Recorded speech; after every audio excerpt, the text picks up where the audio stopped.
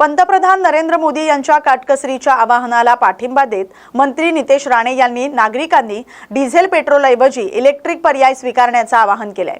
मत्स्य व्यवसाय विभागामार्फत मच्छीमारांना इलेक्ट्रिक बोटींसाठी आवश्यक मदत आणि कर्ज सुविधा उपलब्ध करून देण्याची तयारी असल्याचं त्यांनी सांगितलंय। तसंच सिंधुदुर्ग पर्यटन विकासासाठी ही मोठी संधी असल्याचंही त्यांनी नमूद केलंय।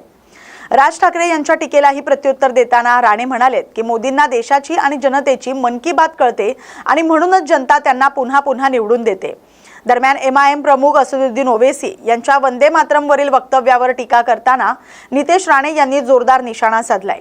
हिंदू राष्ट्र आणि वंदे मातरमकडे वाकड्या नजरेने पाहणाऱ्या हिरव्या सापांना पाकिस्तानात पाठवण्याची वेळ आली आहे असं वक्तव्य त्यांनी केलंय। त्यांनी काल संपूर्ण देशाला काटकसरीने वागण्याचं आवाहन केलं। मुळामध्ये आपण भारतीय म्हणून स्वतःला अत्यंत नशीबवान समजलं पाहिजे, भाग्यशाली समजलं पाहिजे की आदरणीय नरेंद्र मोदी साहेबांसारखे आपल्याला पंतप्रधान लाभले।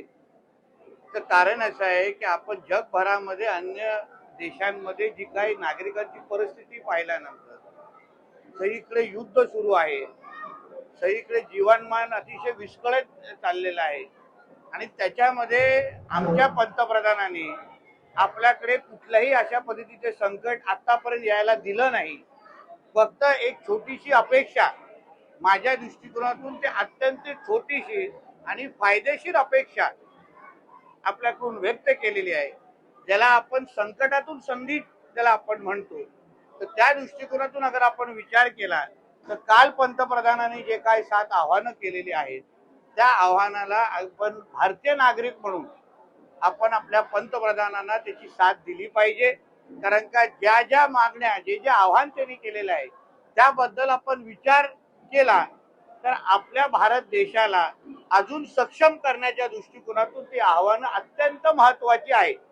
उदाहरण, आपण डिझेल पेट्रोल आणि ह्या गाड्या न वापरता आपण इलेक्ट्रिकच्या दिशेने जायचं, ज्याच्यामुळे आपण अजून सक्षम होऊ शकतो।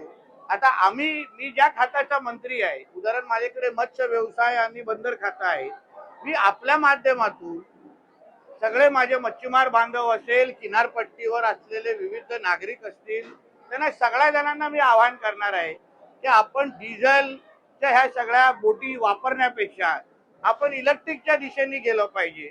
त्यासाठी माझं खातं म्हणून जे जे मदत, मत्स्य खातं म्हणून, बंदर खातं म्हणून जी जी मदत आपल्याला लागेल, जे जे कर्ज आपल्याला कुठल्या बँकेतून लागतील, ती सगळ्याची सगळी मदत करण्यासाठी आम्ही तयार आहोत। येणाऱ्या कालावधीमध्ये किनारपट्टीवर चालणारी प्रत्येक बोट, मच्छीमारीसाठी गेलेली प्रत्येक बोट ही अगर इलेक्ट्रिक झाली तर निश्चित पद्धतीने मच्छीमारांनाही त्याचा फायदा होईल आणि देशालाही त्याचा फायदा होईल। आणि ह्यासाठी जी काही यंत्रणा लागेल, जी काही शासकीय मदत ताकद लागेल, ती पूर्ण पद्धतीने माझ्या मच्छीमार समाजाच्या मागे उभं करण्यासाठी मी तयार आहे। दुसरा मुद्दा म्हणजे पंतप्रधानांनी सांगितले आहे की 1 वर्षासाठी बाहेरगावी जाऊ नका। मी सिंधुदुर्ग जिल्ह्याचा पालकमंत्री आहे, माझा जिल्हा पर्यटन जिल्हा आहे आणि म्हणून ही माझ्यासाठी संधी आहे की आपण सिंधुदुर्ग जिल्हा म्हणून अगर विचार केला तर ही संधी, आपण संधीचं सोनं करायला हवं। आपल्या सिंधुदुर्गामध्ये येणारा जो पर्यटक आहे, जो आता ज्यांनी बाहेरगावी जाण्याचं नियोजन केलं होतं, ते सगळे प्लॅन रद्द करून आता सिंधुदुर्गाच्या दिशेने अगर येत असतील तर त्यासाठी आपण तयार राहिलो पाहिजे। हॉटेल चालक असतील, विविध पद्धतीने पर्यटन क्षेत्रातले विविध व्यावसायिक असतील, त्यांनी ह्या संधीचं सोनं करण्यासाठी जी जी मदत पालकमंत्री म्हणून, जिल्हा प्रशासन म्हणून आपल्याला द्यायची आहे, ती सगळी मदत देण्यासाठी आम्ही तयार आहोत। म्हणून हे सगळी 7 आव्हानं आपण अतिशय विचारपूर्वक अगर स्वीकारली तर माझ्या दृष्टिकोनातून मग सोनं खरंच नाही। मग दुसरा, आपण जे काही प्रवास करतो, आता मी माझ्या ताफ्यातल्या गाड्या कमी केल्या, माझ्याकडे 6-7 गाड्या होत्या, आता 3 वर आणल्या आहेत, 2 वर आणलेल्या आहेत। त्याचबरोबर मी इलेक्ट्रिक गाडीचं पण सिंधुदुर्ग, जी माझी DV कार आहे जिल्ह्यातली प्रशासन, ती पण मी इलेक्ट्रिक गाडी आता विकत घेतोय आम्ही। जी उद्या काल पेट्रोलची डिझेलची घेणार होतो, ती आता इलेक्ट्रिक गाडी करणार आहोत। तर अशा पद्धतीचे सकारात्मक बदल अगर आपण स्वीकारले तर मला विश्वास आहे आपल्या देशाला महासत्ता बनवण्याशिवाय की जे काय आमचे पंतप्रधान नरेंद्र मोदी साहेबांचा हेतू आहे, उद्दिष्ट आहे, तो निश्चित पद्धतीने साध्य होईल. याच्यावरतीच जेव्हा नरेंद्र मोदींनी आवाहन केल्यानंतर राज ठाकरे टीका केली. ते म्हणतात की आता मन की बात खूप झाली, आता तुम्ही जरा अर्थतज्ञांचा सल्ला ऐका.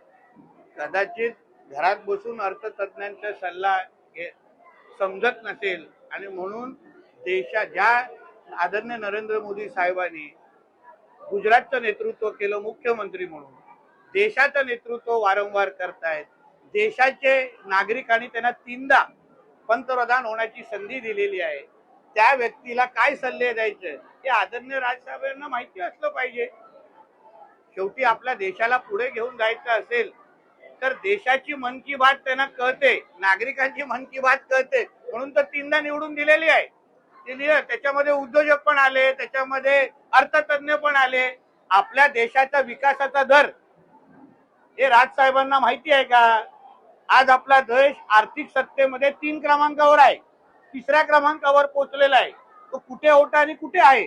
देश अन्य जगामध्ये होणारी युद्धाची परिस्थिती, आणि आज आपण लग्न समारंभ करतोय, कार्यक्रम घेतोय, दुसरीकडे श्वास घेण्यासाठी पण संधी भेटत नाही. तर चांगल्याला चांगलं म्हणावं हे माणुसकीचा धर्म म्हणतो. महिला आयोगाचे 50 अहवाल समोर आले आहेत. त्यात त्यांनी निदाखाली त्या टीमवर पूर्णपणे नियंत्रण होतं आणि सर्व धर्मांतराचे जे विषय होते बघत असतो असं महिला आयोगाचं आहे. कारण का ते जे सत्य आहे ते महिला आयोगच्या माध्यमातून बाहेर आलेलं आहे.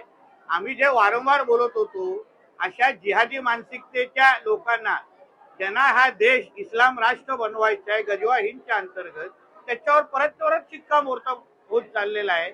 आणि म्हणून जसं मी काल बोललो, AIM सारख्या दहशतवादी संघटना जे काय त्या निदा खानला समर्थन करत होते त्यांचा आता पूर्ण पद्धतीने बुरखा रोज फाटत चाललेला आहे. नसुद्दीन ओवैसी म्हणतात की वंदे मातरमला जनगणमनोबर तुलना करू नये, कारण ती देवीची स्तुती आहे, त्यामुळे भारत हा कुठला एक धर्म किंवा देवी देवतांना मानत नाही. आमचा देश हा हिंदू राष्ट्र आहे, आमचा देश हा देवी देवतांना मानणारा देश आहे. या देशाच्या प्रत्येक कणामध्ये महादेव बसलेले आहे, आणि हे ज्याला मान्य नसेल तर त्यांनी त्याची दाढी आणि लंगोट आणि गोल टोपी घेऊन पाकिस्तानमध्ये निघून जावं. तुम्ही आमच्या देशामध्ये एवढी हिंमत पाकिस्तानमध्ये कोण भारताबद्दल बोलण्याची ठेवली असती का? गीताबद्दल बोलण्याची ठेवली असती का? मग हे ओवैसी सारखी घाण, ज्याला जो आतंकवाद्यापेक्षा कमी नाही, जसं मी काल त्याला ओसामा बिन लादेनची उपमा दिली ती योग्यच होती. तर जे ओसामा बिन लादेनचे विचार होते ज्याच्यामुळे तो मारला गेला, तेच या ओवैसीची उपमा आहे. कदाचित त्याचा पुनर्जन्म ह्या ओवैसी मध्ये झाला असेल. म्हणून आमच्या वंदे मातरम किंवा आमच्या हिंदू राष्ट्राकडे कोण हे वाकड्या नजरेने बघत असतील ना, त्या सरळ हिरव्या सापांना त्यांच्या पाकिस्तानच्या अपघाताच्या बिळामध्ये पाठवून देण्याची वेळ आलेली आहे.